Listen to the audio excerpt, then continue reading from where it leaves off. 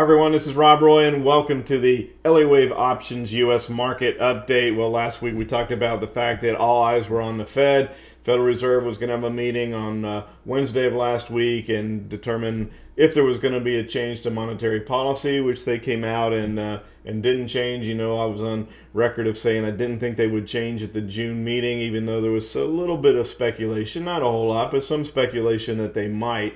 My thought process was I didn't think they would go because I didn't think they wanted to be seen as cowering down to political pressure, and they've been taking a lot of heat from their rate hike in December, and I think they just want to put a little distance between them and the December meeting before they actually reverse course and start cutting, just so that it doesn't appear that that was a mistake to do that hike last December. The issue is, though, that even though they didn't cut in June, the Fed Fund futures are basically pricing in a certainty that they're going to cut in July. So even though they didn't go in June, you know, it's pretty much guaranteed coming next month. You never like to use the word guarantee, but it looks pretty certain that they will, at least if you believe the Fed Fund futures, and they've been a pretty accurate forecaster. Then on top of that, we had the consumer confidence number come in this morning, which was horrible. So it does look like the data that's coming in is also going to support the Federal Reserve cutting rates. Now, there was a speech today, and Chairman Powell said that I didn't want to be seen as, or the Federal Reserve should not be seen, he said, as moving towards political will, which kind of just confirms what we had just discussed, that the Federal Reserve didn't want to be seen cowering down to political pressure. Basically, that's exactly what he said today. So with that, let's take a look at the charts and see what the Federal Reserve's action and the movement since then is doing to the market. All right, as we take a look at the chart of the S&P 500, you can see that we did have a down day today. We did make the new highs, but we just haven't quite made that move yet, the one that was expecting to see enough to bring the retail public in. This is going to be a big week for that to possibly happen, because we have the meeting. If last week was all eyes on the Federal Reserve, this week is going to be all eyes on the G20 meeting with President Trump and President Xi of China, supposed to meet on Friday. Now, the White House kind of came out and tempered expectations a little bit today by saying, well, the purpose of that was to restart trade talks. Not like any sort of, don't get the idea that any sort of an agreement is going to come out that quick, just they're restarting trade talks.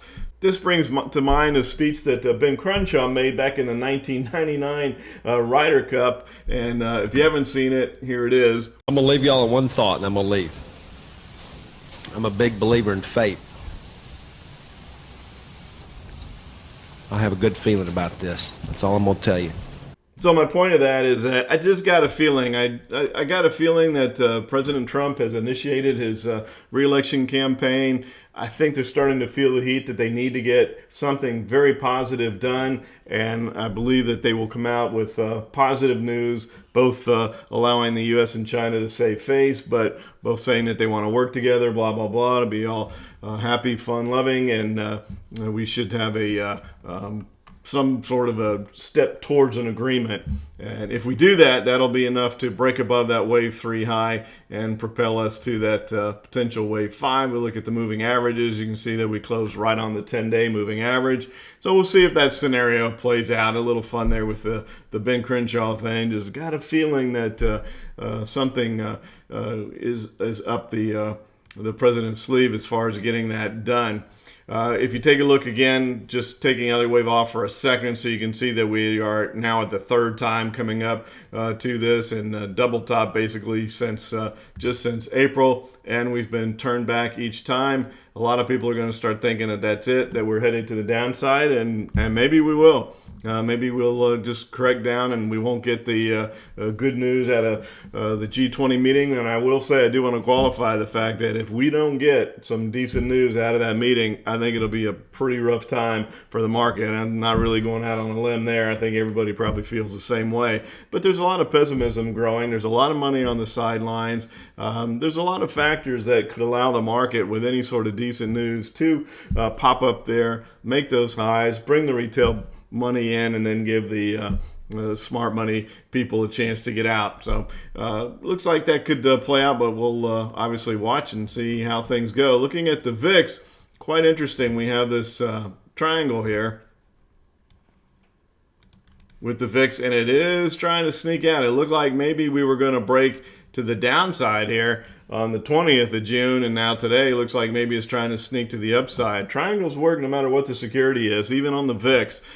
You pay attention to the patterns, see where things could go. And I was hearing on some of the financial networks today that this level right here around 15, 16 was a low level on the VIX. Well, maybe recently it's been low, but going back not that long ago, it wasn't that low. Last year this time we were down around 12. So who's to say that the VIX couldn't break to the downside and run down towards that level again? I do think that even with the VIX around 16, that's enough ammunition, energy to get the market to move up if it wants to do that. It has room if that's the way things play out. Otherwise, the scenario is not good at all. If we get an upside breakout of this triangle in the VIX, that means the market's headed lower. That means we didn't get the good news at the end of the week. And Katie bar the door. It could be really ugly to the downside. But too early to speculate on that yet. But bears watching that triangle in the VIX. Just to say that it can't break to the downside, I think is incorrect. I think there is room for a downward breakout out of there. I want to show you a chart of gold here. This one's been fascinating. We had a strangle on gold for our subscribers, and it was way back here. Right in here, you can see this large descending triangle. Look at all the ABC patterns, ABC corrective patterns in the descending triangle. That's what you would expect to see. Beautiful pattern. GLD does this a lot, where it forms these breakout patterns and then breaks out. So again, our subscribers had this as a strangle. We break to the upside. Had a little bit of a head fake there. Came back and tested it. Then we got the big breakout to the upside, and this is where we close the position out for a very nice gain, a 60% gain, and not a very long period of time there. And when it finally broke out, it was a pretty vertical move, and for a couple days it looked like absolute genius exit because we gave a lot of that back, or would have if we hadn't have closed it out, but we did. We took our profits. And then we were sitting up here, and gold started creeping back up. And I had mentioned that we're going to keep an eye out on this and look for a potential bullish trade here. But we wanted to see it break this resistance area. Huge area of resistance right through here that gold was toying with. So if we extend that line over, you can see that, right there, just a pretty good corridor of resistance. Well, it broke through it okay. Look at that. It gapped up. So GLD moved up $3.22, a gap up on the 20th. So how do you chase that?